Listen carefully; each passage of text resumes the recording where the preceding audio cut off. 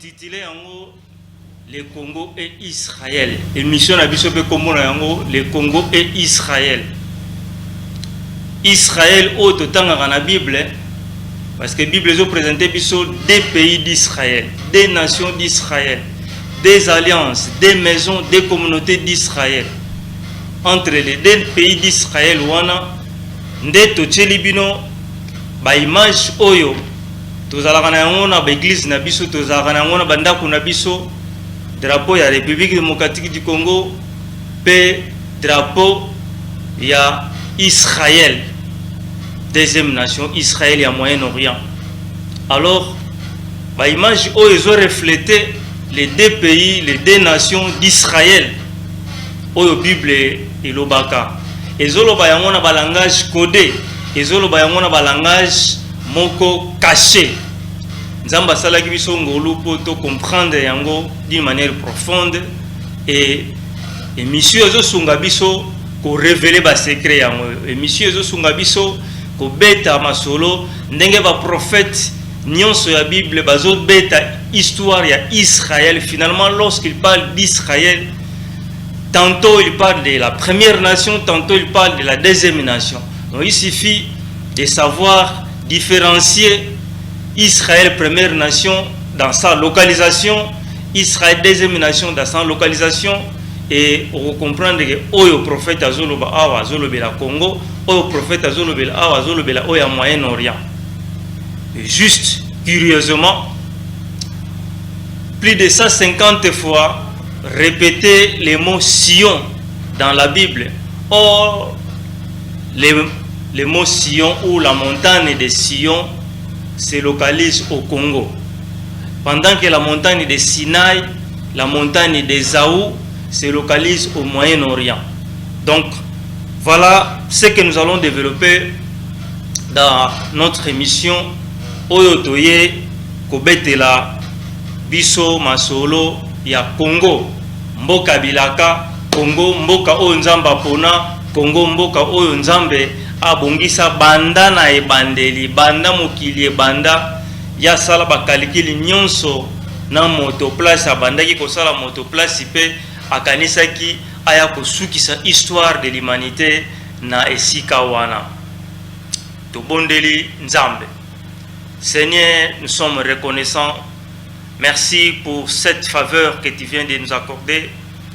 Kozala liboso ya etandoike koloba na par na yonkolo.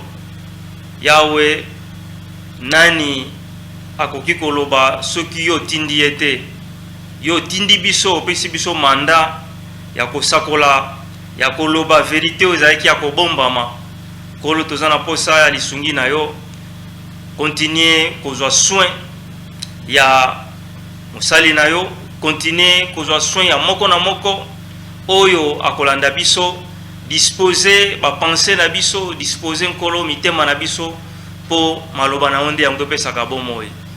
Zwa kembo pe lokumu ebandelite suka na maboko na yo to kabina kombo ya Yesu o azali nkolo ko mobiksi na biso to bondeli boye. Amen. Merci beaucoup pour na ba oyo baza fidèle na émission na biso. Tolobaki émission na biso ezali koleka lundi de 17h juste à 17h45 et rediffusion ezali mardi de 6h à 6h45. Émission ezali sous vendredi de 17h à 17h45 et puis samedi de 6h à 6h45 rediffusion. Donc yo oyo au sepeli ko pesa contribution na yo, c'est-à-dire ko pesa makanisi ko bakisa un plus na oyo Nzambe ayebisaki biso ebiete makambo Nzambe aloba na yango bato ebele et tango mususu eza occasion po na yo obenga en direct, téléphone na biso eza en direct, numéro eza wana 081 35 80 985 obengi biso tokoyoka o nini Nzambe pa alobaki na yo et oyo pe aza na difficulté peut-être na cadre ya compréhension okoki kobenga biso toko éclairer yo pour comprendre que réellement République démocratique du Congo, espace ya République démocratique du Congo eza espace il y a Israël, première nation. C'est là où le Seigneur a consacré, c'est là où le Seigneur a béni depuis le commencement du monde. Et place où on a des moutous, et ça qu'on s'est préparé pour ça, la histoire, il y a temps de la fin. Oyo, tout ça déjà en cours. Donc voilà. Et dans l'émission Nabiso, nous avons révélé 7 secrets. Les 7 secrets que nous avons révélés dans l'émission Nabiso, secret à Liboso, Toloba qui est à jardin de des amoko, il y a un chapitre Oyo, to sali na kati ya livre Nabiso. Donc, dans le livre Oyo, de présenter 7 chapitres.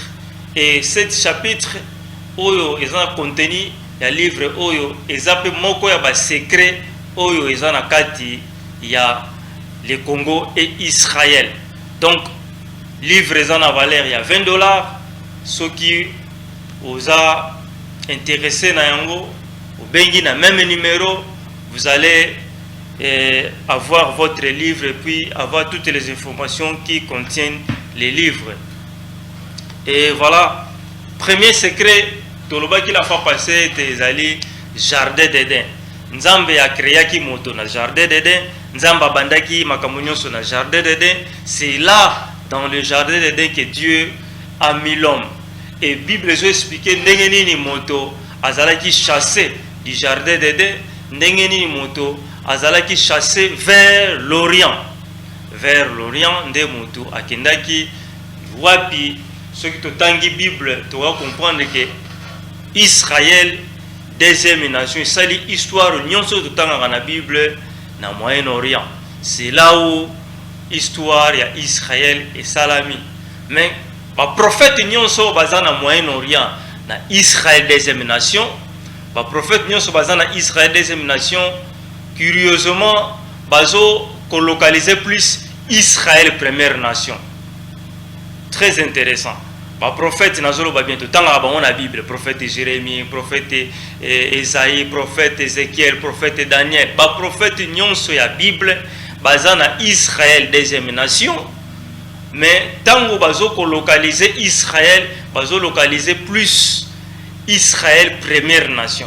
Juste pour dire, Nenge Bible dans Exode chapitre 6 verset 2 à 4, que j'ai donné les Canaan à votre père Abraham pour séjourner.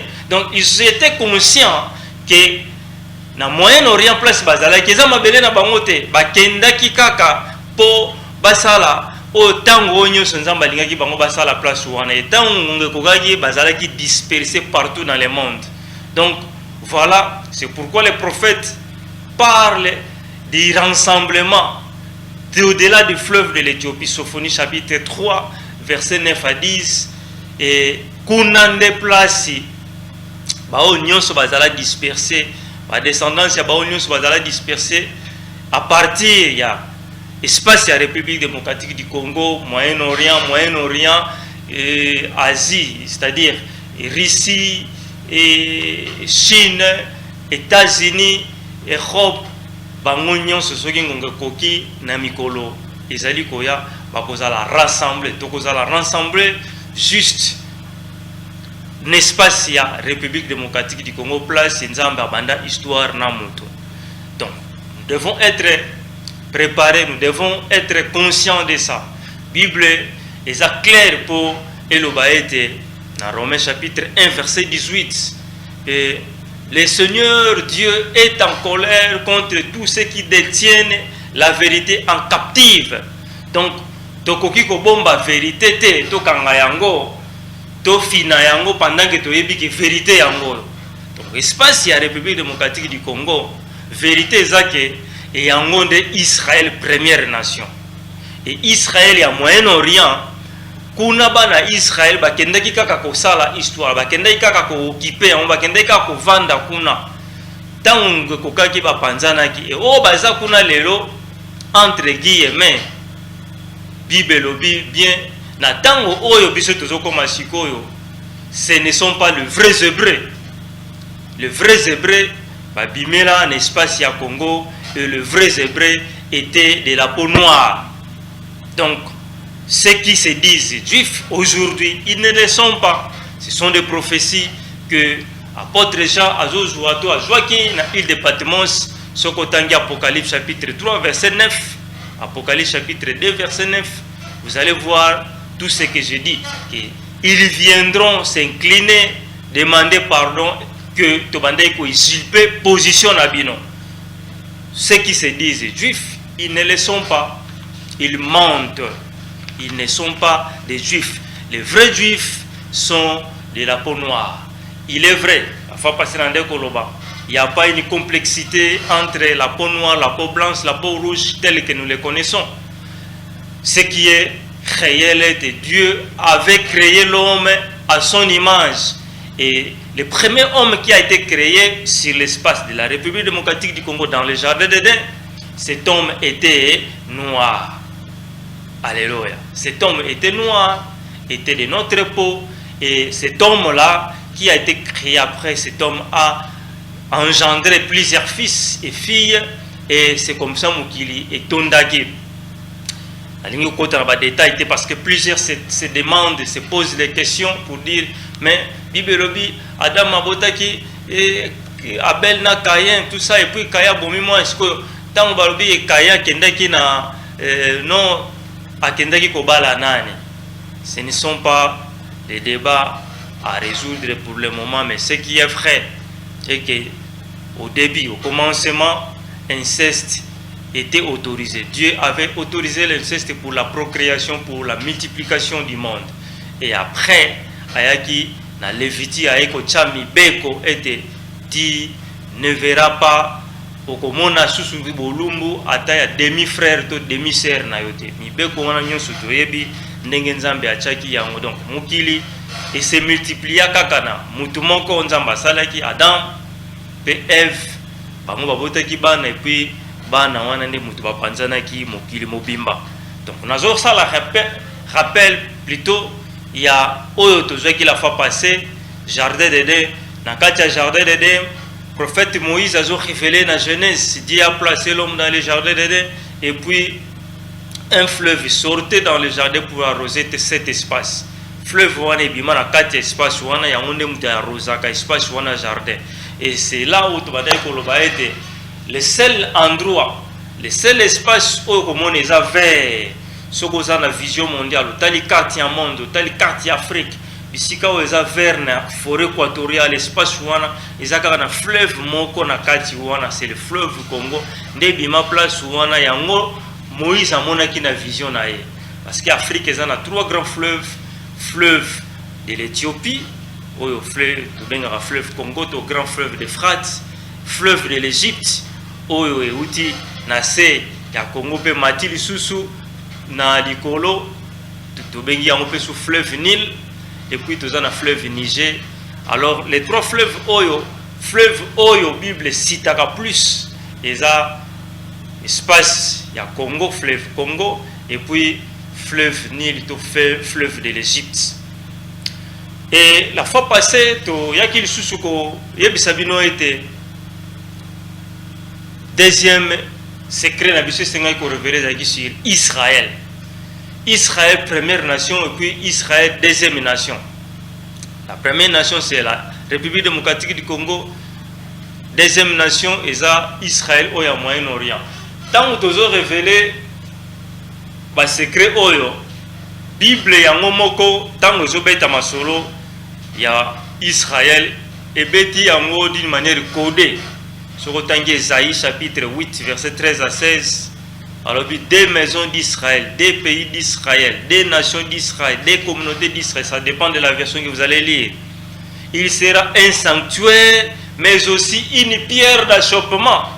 Un sanctuaire parce que place où on a barandaka kilt et pas ya Adonai et pas ya Nzambe. Deuxième nation, Israël, deuxième nation, a déjà rendu son culte à Adonai. Nanzela, il y a David mutabanda ko sangisa ba nation nyonso bazo uta na Afrique bazo uta wapi en Europe en Amérique bazo ya ko adorer Adonai le Dieu créateur du ciel et de la terre na Moyen-Orient na Jérusalem où to yebi deuxième nation na Moyen-Orient. Et dernier culte va se rendre na espace où Nzamba créa mutu pour alinga sa histoire et humanité. Comme l'homme a été créé, au premier mot de la Bible, au commencement. Donc, s'il y a un commencement, certainement il y aura aussi une fin. Donc, mokilioyo ezana suka parce que oya sala yango na calcul na ye kezane bandeli et ozala pe na suka. Ezane bandeli ozala pe na suka. Tout a été planifié. C'est pourquoi nous qui croyons à notre Seigneur Jésus-Christ, nous savons que cette vie est une vie, et la vie oyo tozobika yango na se, tokobika yango na se, et puis tozana vie oyo tokobika lobi, la vie éternelle. Mais avant vie éternelle ya ezana ba promesse ya vie terrestre, ezana ba promesse ya paradis terrestre, ezana ba promesse ya jardin d'Éden qu'on va la transformer à, c'est-à-dire ruine nango et qu'on a transformé à un Éden. Ruine nango qu'on a transformé à un Éden. Ésaïe chapitre 53 verset 1 à 2. Ésaïe chapitre 51, je disais Ésaïe 51 verset 1 à 2 tina 3. Au moment la Bible zoloba été espace qui enruiné, espace qui abandonné, oublié. Dieu va les transformer à un jardin d'Éden. Parce qu'au commencement, c'était déjà Éden. Donc, les deux nations d'Israël, Oyo, toujours présentées, la Bible en parle bel et bien. Comme on a même in Ézéchiel chapitre 35, versets 9 à 10, la Bible parle de deux pays, de deux nations. Que l'Éternel est là. Deux pays et deux nations. Le Seigneur a créé plusieurs nations. A panza mukili mobimba na bato. Et place nyonso eza na espace na ba limite na président na ngoto roi na yango, espace na ba bengi yango pays to nation selon la Bible. Alors c'est un état souverain. Tango espace wana ko kozala mukie ko kozala munene, mais soki ezana responsable na dirigeant na yango, na gouvernement na yango, c'est-à-dire état wana espace wana babengi yango nation, babengi yango pays. C'est ça le langage de la Bible. Et toutes les nations, tous les pays du monde est comme à disperser. Mais Nzambe apona ikaka ba pays mi balé bi place mi balé ndi a sanctifier ki yango. Puis place mi balé wana yango eranda kito ezo continuer pour rendre culte pas ya Nzambe. Premier culte yango o ezala ki rendi na Moyen-Orient, kuna na Israël deuxième nation. Deuxième culte yango ekozala rendu na Israël première nation, place Nzamba ko sangisa ba disperser nyonso ba bimela na Israël première nation ba panza na mukili mobimba. Je m'excuse. Donc biso yo to yebi makambo yo, il faut tozala préparer conscient pour to koyamba bato nyonso oyo ba panza na mukili mobimba na espace ya Congo. Et dans le troisième chapitre, le troisième secret, les royaumes de Dieu. Les royaumes de Dieu, le langage union sur le Christ, sur Matthieu 13, les évangiles synoptiques, le langage de Jésus par rapport au royaume de Dieu est en parabole. Le royaume de Dieu est semblable. Le royaume de Dieu est semblable. Quelqu'un qui parle en parabole ne veut pas révéler les secrets qui sont cachés. Donc, Jésus-Christ parlait en parabole parce qu'il savait que le temps n'était pas là. On nous présente la carte. Oyo, Domona, le losoko keina synagogue à Capernaum, okokuta carte oyo est dessiné l'espace oyo Yesu ateyaka place wana. Mais curieusement ndenge même carte wana, même espace wana eza blanc. Et lelo ezoko représenter carte ya République démocratique du Congo. Ce ne sont pas des miracles, ce sont des choses que Dieu a préparées, a planifiées. Israël a toujours été lumière du monde. Au moment la place wana eza clair, la place monsieur eza flou. Donc Israël lumière du monde. Israël lumière du monde selon le langage de Dieu. C'est Israël qui a sauvé le monde et qui continuera à sauver le monde. C'est Israël qui a montré le chemin. Jésus-Christ est sorti d'Israël. Tous les salis de l'humanité est contenu, est collé, est réservé pour Israël. Donc voilà, bien qu'avec le temps, à Panzaki, Israël première nation, Israël deuxième nation, et créé biso confusion. N'engeni ba babimanga na Israël première nation, ba kenda na Israël deuxième nation. Alors, et bandaki n'engeni et puis et comment n'engeni. Non, les gens faisaient des déplacements à pied. Les gens pouvaient quitter Kinshasa à Kena Gabon sans toutefois à ça la suite combien de jours. Mais les lots pour Kende Gabon, pour Kende Congo Brazzaville, aux autres la calcul, il faut un visa, il faut payer, il faut habiller, ceux qui avions, ceux qui nini. Mais tant que la batouande au sala déplacement na makolo, déplacement à sali calcul, à sali colline à tché provision nae, abandi ko tambola, il peut faire une semaine à pied et à commis à destination oyo akanaki kokoma oyo esengelaki ye kokoma et ceux qui mutatambuli une semaine à pied. Imaginez-vous, awi kokoma na Égypte, awi kokoma na Libye, awi kokoma na Maroc, sans doute. Donc voilà, secret toujours révélé, le royaume de Dieu, c'est le troisième secret. Pourquoi Jésus parlait toujours en parabole? Pourquoi Jésus ne voulait pas dire les choses d'une manière claire? Le royaume de Dieu est semblable. Qu'est-ce qu'il y cachait derrière ces langages du royaume de Dieu? Parce que le royaume de Dieu, tout simplement, l'ingala, il a dit bokonzi na nzambe. Bokonzi na nzambe, il faut emona na wapi, aebisaki bayeko na ebosenga kemona na wapi, na mabele lokola mokano na ye salama na likolo, bokonzi na yo eya pe na se, et salama pe na se. Donc, ce sont là les choses que nous allons développer au cours de notre émission, révéler plusieurs secrets qui sont cachés derrière ces choses. Oyo a zana question ya ko sala biso, a ko poser question. Oyo a zana na mutuna ya ko tuna, a ko tuna. Nous sommes en direct, numéro na biso ya ngwana. Soki pe okomeli biso na WhatsApp e ko zala mingi malamu pototanga yo facilement et puis to répondre yo. Donc voilà, nous sommes en direct dans notre émission Le Congo et Israël. C'est votre serviteur, le pasteur Landou, qui révèle les secrets cachés dans la Bible pour la République démocratique du Congo. L'obito fetaki 5e année, il y a dédication. Il y a Mboka Nabiso Israël, première nation, président Nabiso de la République, son Excellence Félix Antoine Tshisekedi avait dédié le pays entre les mains des seigneurs. Alors qui était Nzambe a contrôle, il y a espace, il y a contrôle, Mboka Oyo a dirigé et a géré Yango. Donc c'était un signe, un acte très capital pour na Oyo nyonso bazana la révélation à Congo pour comprendre et ça qui point de départ Oyo ya pesaki pour na Mboka Nabiso. Et la fois passée, je vous ai dit que c'est après cette prière du président de la République que nous autres là, qui lisaient la Bible, n'avons jamais compris que notre pays était Israël.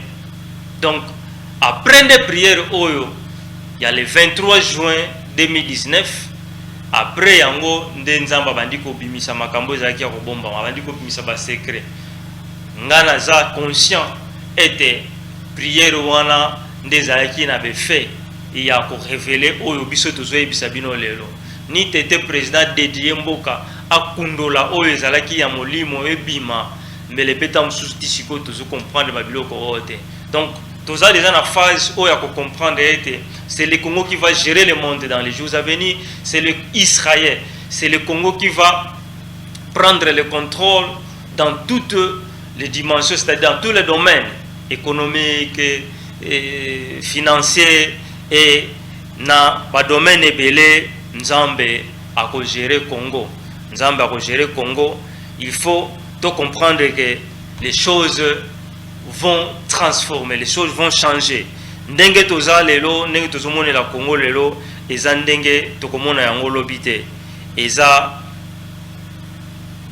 ndenge tozomona Congo lelo, eza ndenge tokobandomona Congo te. Bible lobi makambo eko changer, makambo eko bongwana, makambo eko zala transformer. Namoni appel moko ekoti, est-ce que tokoki kolanda toyoka ndeko abengi biso? Voilà, Israël, première nation, Israël, deuxième nation. Ce sont les deux pays Oyo, Nzambe, Alaka. Ce sont les deux pays Oyo, Nzambe, Apona, Pe, Asala, Histoire, Nayango. Les deux pays Oyo, Nde, Ezosala, Histoire, Namokili. Oyo Yami Bale, Israël, deuxième nation, c'est ça qui Histoire, Nayango. Conséquence, il y a Onus tout dans la Bible. Mais Oyo ya liboso, République démocratique du Congo, Israël première nation, nde elinge sala sikoyo, histoire na yango na temps de la fin au biso tozali. Na temps de la fin au tozokoma, histoire ya Israël ekozala faite par la République démocratique du Congo. C'est comme ça que Dieu a planifié, c'est comme ça que Dieu a prévu les choses. Yo oyo oyebi tango la Bible, car tu es à l'Iboso, monde, il faut avoir la vision mondiale. Cosmovision, et ça, pour comprendre la dimension globale. C'est-à-dire, quand le prophète Ézéchiel parle, c'est là où Dieu a placé Israël. Ézéchiel chapitre 5, verset 5.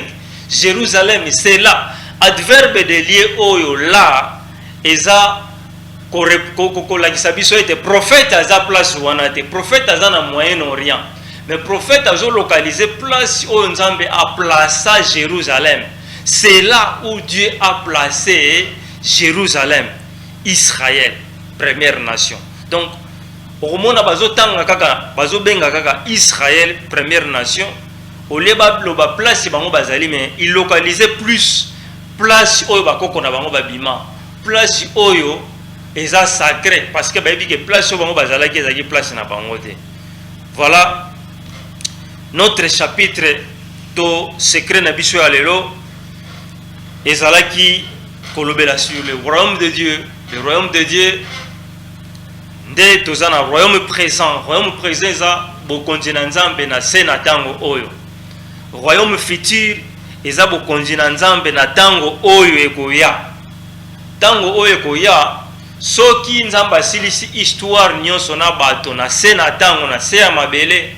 C'est comme ça que après wana nde sikoyo ako Bible likolo na se ko bunga nyonso ekosila, alors ako kende na bato oyo nyonso bandima ki rokola nkolo mo bixpi bande ko sala mokano na ye quelque part oyo ngana yo to yebite yango na to bengi paradis de nos âmes. Paradis de nos âmes est différent na paradis terrestre. Donc paradis terrestre c'est juste l'espace où Nzamba a transformé a kolongola ba ruine na yango, a kolongola ba désolation na yango, a kolongola ba pasi na yango, a transformer yango na un Éden, désert na yango comme un jardin d'Éden. C'est l'espace de la République démocratique du Congo oyo lelo tozali komona yango en ruine soko tali salité otali condition oyo espace ya Congo ezali. Tu peux comprendre que les prophètes ont raison de dire tout ce qu'ils ont dit. Donc le royaume de Dieu dans la Bible, Romains chapitre 14 verset 17 à 18, le royaume de Dieu n'est pas les manger, les boire, mais le royaume de Dieu c'est la justice. Le royaume de Dieu c'est la manifestation du Saint-Esprit dans la vie des hommes et des femmes créés à l'image de Dieu. Donc le royaume de Dieu ce n'est pas les manger et les boire. Matthieu 19 28 à 29, vous allez lire, vous allez comprendre que Dieu finira par établir son royaume sur la terre. Dieu finira par établir son royaume sur la terre parce que Jésus-Christ avait promis. Jésus-Christ avait promis que son règne vienne. Bosenga bokonzi na ngai eya mokano na ngai salama na se ndenge salama kana likolo. Ndenge salama kana likolo. Donc mon frère, ma soeur, nous parlons d'Israël, première nation. Israël, deuxième nation, oyo ezalaka na Moyen-Orient, ngongana yango esi esila. Nzambe siko azozongisa makambo nyonso, azocentraliser makambo nyonso na Israël, première nation. Donc, c'est l'espace où se trouve le jardin d'Éden, c'est l'espace où Israël, première nation, a été fondé. Israël, première nation de Moutouazana, mandat ya ko finaliser histoire ya humanité. C'est l'espace où le jardin d'Éden ezalaka nde yango mutu et que soit contrôle ya mokili mobimba dans les jours à venir. Ça deviendra une grande puissance à la mesure que le monde entier vont tourner leur regard vers Israël, première nation. Et il y a beaucoup de promesses négatives comme positives qui sont liées à cet espace. Il suffit de savoir que le Congo et Israël, vous allez comprendre qu'il y a beaucoup de choses qui vont arriver sur le sol ou sur l'espace de la République démocratique du Congo, dont nous devons savoir afin de pouvoir nous préparer en tout. Donc voilà, mes chers téléspectateurs, nous évoluons dans notre émission Le Congo et Israël. Tozo senga na bino bo pesa ba opinion na bino par rapport ya oyo bozali koyoka. Ya ceux-là qui doutent encore, ya ceux-là qui croient que yé azondi maté que Congo est Israël. Benga biso poser question na yo na isunya mulungu santu to répondre yo po tolongola ba doute to ba difficulté ozana par rapport à compréhension. Makambo tozolo ba biso no toyebaki yango te lobi, mais après nzamba bandi ko instruire biso bandi ko lakisa biso bandi ko talisa biso, c'est comme ça que comprendre était réellement espace de la République démocratique du Congo et ça Israël, première nation. Donc et ça makambo ya ko discuter te et ça makambo ya kondima parce que ba preuve nyonso et ça clair. Il y a toute les preuves qui confirment que l'espace de la République démocratique du Congo est bel et bien la terre des Hébreux. C'est le pays où les Hébreux sont sortis. Bana Israël, babimela kan espace la République démocratique du Congo et l'ancienne Éthiopie. Ceux qui n'a réussi à retirer la biso carte ancienne Éthiopie et on va comprendre que carte ancienne Éthiopie. Tant que les prophètes sont localisés au-delà des fleuves de l'Éthiopie, de l'autre côté des fleuves de l'Éthiopie. C'est juste l'espace équatorial, l'espace Afrique centrale, place Congo et Zalelo. Donc, avant la conférence de Berlin, carte Oyo et Zalaki na nini exercice Zalaki carte Oyo, c'est-à-dire carte il y a 1900 et en 1884-85, ils ont carte mais avant la conférence de Berlin, il y avait plusieurs cartes qui ont été dessinées sur l'espace de l'Afrique, dont l'espace de l'Éthiopie ou l'ancienne Éthiopie, c'était la forme où vous voyez là. Donc, si vous lisez Amos chapitre 9, verset 7, Dieu révèle dans la bouche de son serviteur, le prophète Amos, aux enfants d'Israël: n'êtes-vous pas pour moi comme les enfants des Éthiopiens, enfants d'Israël? Donc, ils sont au Moyen-Orient, ils sont au Canaan, en Palestine, mais leurs ancêtres, leurs pères leur disaient que vous êtes de la descendance de l'Afrique, vous êtes sortis sur l'espace de la République démocratique du Congo. Et ne croyez pas. Et avec le temps, il y avait les mixages et tout ça. Donc, il faudrait que le prophète Amos puisse confirmer cela. N'êtes-vous pas pour moi comme les enfants des Éthiopiens, enfants d'Israël?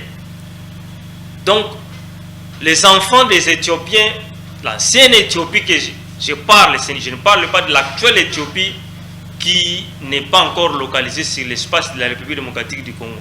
Mais l'ancienne Éthiopie qui occupait l'espace de l'actuelle République démocratique du Congo, c'est l'espace où tous les ancêtres d'Abraham sont sortis. Et l'histoire de la Bible ne commence pas par Abraham. Nous connaissons bien, si nous lisons Genèse 5 et 6, nous allons comprendre que Dieu a commencé son histoire avec ses serviteurs Enoch, Mathusalem. Vous allez comprendre que Noé craignait Dieu. Donc tous ces gens-là qui craignaient Dieu, servaient Dieu, connaissaient déjà Dieu. Donc ce sont les descendants d'Abraham. Et Abraham est né au Moyen-Orient. Abraham est né au Moyen-Orient. C'est pourquoi Abraham devait quitter l'espace du Moyen-Orient pour venir être instruit. Pour venir être instruit en Afrique, sur l'espace de l'Éthiopie. Si vous lisez Genèse chapitre 12, lorsque vous arrivez au verset, les derniers versets du 12 pour arriver au 13, vous allez comprendre que Abraham fuyait. Dieu a créé une circonstance. Abraham avait fui la faim, crise à Kiminzala, à Égypte, en Afrique, et Kunande, à Ekokutanana, Pharaon, ou à Tunaki, ou moi si na yo, non moi si nanga tende konanga, certainement zaki pende konaye. Et Nzambe tango akebisi Pharaon, alingaki aluka moi si à Abraham. Pharaon a joué bon mengo, a joué richesse à Pessi. C'est comme ça qu'Abraham a commencé une histoire, il y a vie.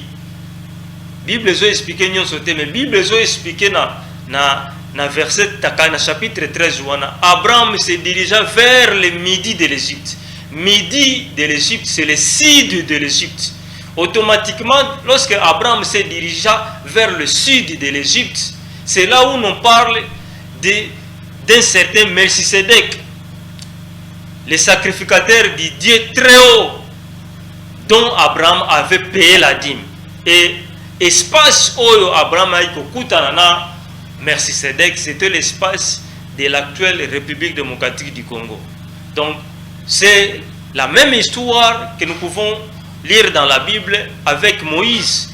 Moïse, Dieu a créé aussi une circonstance. En Égypte, Moïse est sengi à défendre le peuple hébreu à Bomimutu, à Ekokima sur l'espace de l'ancienne Éthiopie, l'espace de la République démocratique du Congo. C'est là où Moïse a été instruit pendant 40 ans, et puis c'est là où il a pris sa femme, Séphora, et son beau-père, que nous connaissons, Jéthro. La Bible l'appelle prêtre de Madian, un prêtre, un sacrificateur, au azalaki tata bokilo ya Moïse, yewanande mutu a instruit ça qui yewanande mutu alaki ça qui Moïse makambo nzambe. Et Moïse a été envoyé kozonga na Égypte, nda zuba na Israël, peuple hébreu, au bazalaki bande kona biso, akena bango ko installer bango na Moyen-Orient. Donc Dieu avait planifié de créer des espaces, des pays, des nations, espace ya liboso, place à bandaki na mutu, qui a abandonné yango, atika yango oublié, ezala en ruiné, ezala vraiment abandonné. Mais à quelque créer espace ya mibale, et puis kuna sali histoire na bateau. A pandi sangomalango partout dans le monde. Maintenant le temps arrive pour que nous puissions retourner dans l'espace où Dieu avait commencé avec l'homme. Nous sommes presque à la fin de notre émission. Nous sommes en train de révéler les secrets cachés bibliques de la République démocratique du Congo. Tu es en direct avec nous. Tu peux nous appeler et Totikali dans quelques minutes. Pour benga biso et toko pesayo et anope toko accompagner préoccupation na yo. La émission na biso est chaque lundi, chaque vendredi de 17h à 17h45. Rediffusion est chaque mardi de 6h à 6h45. Vendredi, diffusion et puis rediffusion na samedi de 6h à 6h45. Et voilà, les autres toujours révélé troisième secret. Toujours révélé troisième secret Nabiso sur le Congo et Israël. Na ute koloba ete le 23 juin 2019, le 23 juin 2024, c'était hier, nous avons commémoré 5 ans d'existence. Il y a un secret caché depuis que le président de la République avait fait la prière de la dédication de notre nation. Ce qui n'a régi, c'est la affiche oyo to publiaki, et réellement nous avons reconnu que notre Seigneur est merveilleux. Notre Seigneur a choisi notre espace, notre pays, et avec notre pays, Dieu fera de grandes choses. Depuis 2019 jusqu'à aujourd'hui, c'était hier, le 23 juin, la prière de notre président de la République. Nous avons les effets, nous avons les preuves des acquis. Tout ça, on croyait qu'ils étaient des rebelles, finalement ils étaient nos ennemis. Et nous avons compris qu'il y a un pays voisin qui nous agresse et tout a été dévoilé, tout a été révélé. Et kaka, na ba prière, il y a dédication ya mboka, lokola mokonzi ya mboka, ayaza mo Kristo, yeta ngabondelaki nzambe ayokaki mabondeli ya premier citoyen congolais, et c'est comme ça à révéler biso ete mboka na biso eza Israël première nation. Donc nous continuons à bénir le Seigneur pour tout ce que notre président avait fait, et nous continuons à le soutenir dans la prière. Nous croyons que le Seigneur est avec lui, il va bien achever son mandat parce qu'il a une mission à accomplir dans notre pays. Dieu ne choisit jamais quelqu'un sans toutefois qu'il puisse donner ou qu'il puisse les doter des capacités afin de pouvoir réaliser la mission qu'il a été confiée. Dieu soit loué. Nous sommes presque à la fin de notre émission. Yo oyo olingi ko benga biso na sima numéro est affiché. Vous en avez un livre est disposé, est disponible. C'est $20. Nde okozwa livre et kosunga yo koyeba makambo mingi yo toyali koloba awate. Donc voilà les secrets oyo tozo présenté parmi les 7 secrets na kati ya Bible oyo to identifier yango na jardin d'Éden, to identifier yango na Israël première nation, deuxième nation, royaume de Dieu, to identifier yango na le second Messie, to le second David, to identifier yango na nouvelle Jérusalem. Ce sont des chapitres to ba secret to kolobe dans les jours à venir. Nouvelle Jérusalem, comment décrire Nouvelle Jérusalem sur l'espace de la République démocratique du Congo. Et nous parlerons de Sion, nous parlerons de Sion et montagne de Sion et Zalakawapi, Nengeni Bible Zobeta Lisolo à Sion, et nous finirons pour parler des millénaires, millénium. Est-ce que tant on a 1000 ans, Tokotanga une année, 2 ans, 3 ans, Tina 1000 ans, Tokotanga Yango Nengeni.